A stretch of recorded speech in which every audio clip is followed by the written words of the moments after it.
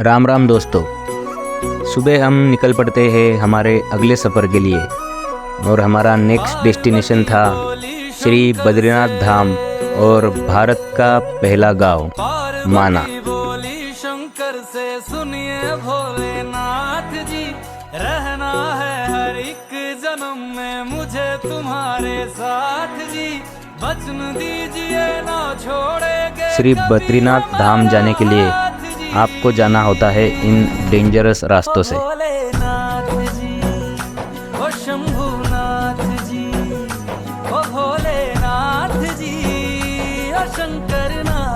रास्ते में चलते चलते इन खूबसूरत माउंटेन्स का नज़ारा एंजॉय करते हुए हम एक होटल पे खाना खाने के लिए रुक जाते हैं। अच्छी खासी धूप पड़ी थी, इसलिए हमने हमारे सारे गीले कपड़े और जूते जो कि ट्रैकिंग करते वक्त गीले हो गए थे यहीं पे सुखाने के लिए डाल दिए। और होटल का नाम था होटल बेस्ट।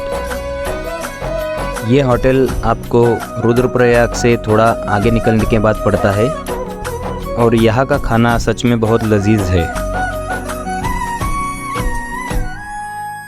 जैसे मस्तक पे चंदा है गंगा। हम करीब 6:30-7 बजे के आसपास श्री बद्रीनाथ धाम पहुँचे थे, लेकिन बारिश शुरू होने के कारण कुछ फ़ोटोज़ और वीडियोज़ हम नहीं निकाल पाए।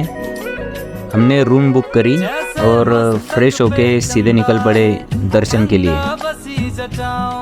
दर्शन जाते समय हमने एंजॉय किया ये गर्मा गर्म केसर दूध, जिसे पीने के बाद थोड़ा एनर्जेटिक फील होने लगा था।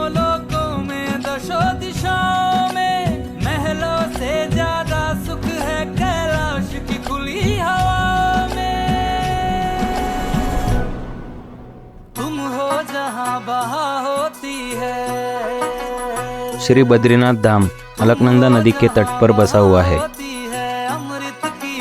और ये है तप्त कुंड। इसे सूर्य कुंड भी कहा जाता है क्योंकि भगवान सूर्यदेव जी ने भी यहाँ पर तपस्या की थी और तभी से यहाँ का पानी हमेशा गर्म ही रहता है। 2 डिग्री टेम्परेचर होने के बावजूद पानी बहुत ज़्यादा गर्म होने के कारण हमने बस हाथ पैर धोए और दर्शन के लिए लाइन में लग गए। कहते हैं जब भगवान विष्णु यहाँ पर तप के लिए बैठे थे तब वो बर्फ से पूरी तरह दब गए थे। तब माता लक्ष्मी जी ने खुद बद्री वृक्ष बनकर उनकी रक्षा की थी और जब भगवान विष्णु अपना तप पूरा करके जागे तब उन्होंने माता लक्ष्मी से कहा था कि आपने भी मेरे बराबर ही तप किया है, इसीलिए संसार अब इस धाम को बद्रीनाथ धाम के नाम से जानेगा। सुबह उठकर हमने देखा सबसे खूबसूरत नज़ारा और उसके बाद हम निकल पड़ते हैं हमारे अगले मंजिल की ओर, जो कि है भारत का पहला गांव माना, जो बद्रीनाथ से 5-6 किलोमीटर की दूरी पर है।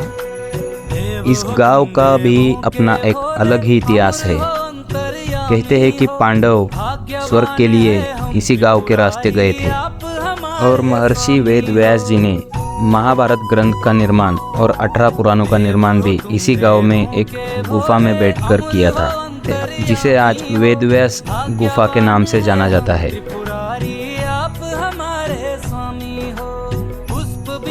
माना गांव के ठीक बाहर ये प्रवेश द्वार बना हुआ है और यहाँ से आगे आपको पैदल ही जाना होता है।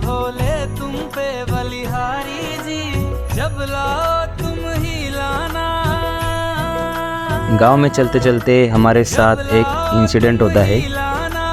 अचानक एक काला कुत्ता हमारा रास्ता रोक देता है। इसका नाम कालू था और इसका पौराणिक कथाओं से थोड़ा संबंध है, जिसके बारे में आपको मैं आगे बताऊंगा। थोड़ा आगे चलकर हम पहुंच जाते हैं सरस्वती नदी के पास, जो कि भारत में सिर्फ यहीं से दिखाई देती है और यहाँ से आगे पाताल में चली जाती है। और ये है भीम पुल। कहते हैं कि पांडव जब स्वर्ग जा रहे थे तब सरस्वती नदी को पार करने के लिए भीम ने एक बड़ी सी शिला सरस्वती नदी के ऊपर गिरा दी थी, जो आज भीम पुल के नाम से जानी जाती है। यहीं से आगे बढ़ते हुए हम निकल जाते हैं भारत की पहली चाय की दुकान की तरफ।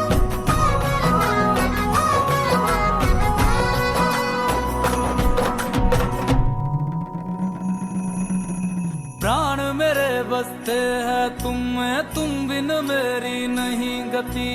अग्नि कुंड में होके भस्म तुम हुई थी मेरे लिए सती। शिव बिन जैसे शक्ति अधूरी, शक्ति बिन शिव आधे है। थोड़े आगे चलकर हम पहुंच जाते हैं हिंदुस्तान की सबसे पुरानी और पहली दुकान।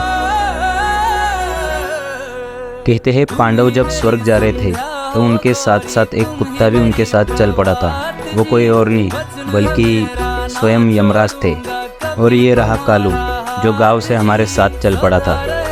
वैसे हम स्वर्ग तो नहीं गए, लेकिन इसने वही वाली फीलिंग हमें करा दी थी।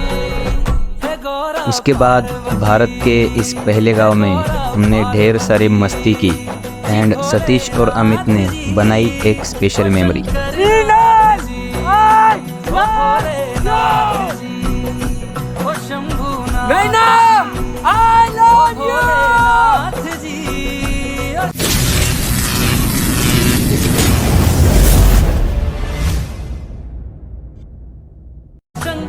उसके बाद सेम डे हम निकल पड़ते हैं हमारे नेक्स्ट डेस्टिनेशन की ओर, जो था ऋषिकेश।